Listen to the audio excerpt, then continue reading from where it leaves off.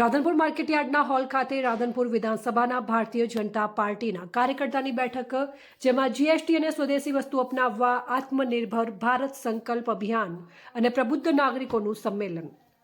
પાટણ જિલ્લાના રાધનપુર ખાતે આવેલ એપીએમસી ખાતે રાધનપુર વિધાનસભાના પ્રભુત્વ નાગરિકો અને આત્મનિર્ભર ભારત સંકલ્પ અભિયાન અને ત્યારબાદ જીએસટીને લઈને ભારતીય જનતા પાર્ટીના કાર્યકર્તાઓ સાથે બેઠક યોજાઈ, જેમાં મહેસાણા જિલ્લા સંસદ સભ્ય હરિભાઈ પટેલ, પાટણ જિલ્લા ભાજપ પ્રમુખ રમેશભાઈ સિંઘવ અને રાધનપુર વિધાનસભાના ધારાસભ્ય લવિંગજી સોલંકી અને ડોક્ટર દેવજીભાઈ તેમજ ડોક્ટર કનુભાઈ ચૌધરી અન્ય મહાનુભાવોની ઉપસ્થિતિમાં રાધનપુર વિધાનસભાના ભાજપના કાર્યકરો સાથે મીટિંગ યોજાઈ.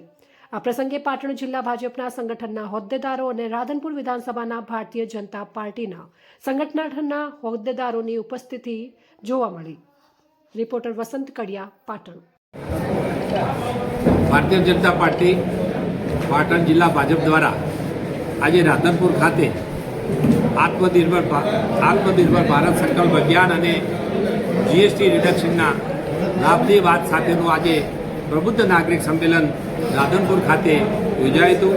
આ કાર્યક્રમમાં અનેક લોકો ઉપસ્થિત રહ્યા. પ્રબુદ્ધ નાગરિકો, વેપારીઓ, કાર્યકર્તાઓ તમામ લોકોની ઉપસ્થિતિમાં આજે સંવાદ પણ સારો થયો છે અને આપણા યશસ્વી વડાપ્રધાન માન્ય શ્રી નરેન્દ્રભાઈ મોદી સાહેબે આપણને આ જીએસટીનો જે લાભ આપ્યો છે એ ખરેખર અત્યારે દેશમાં અને લોકોમાં બહુ આનંદ છે.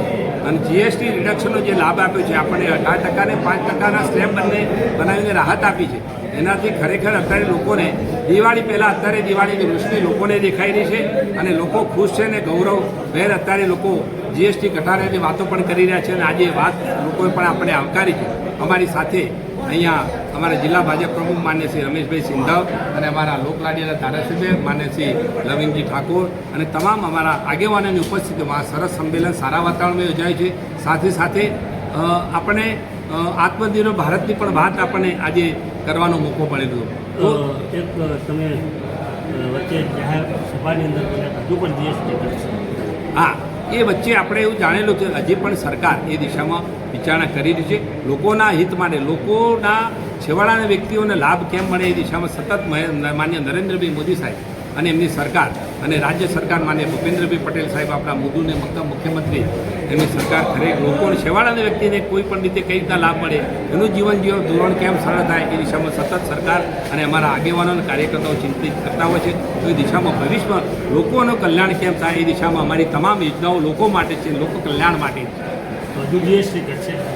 એ હવે સમય આવશે, ખબર પડશે.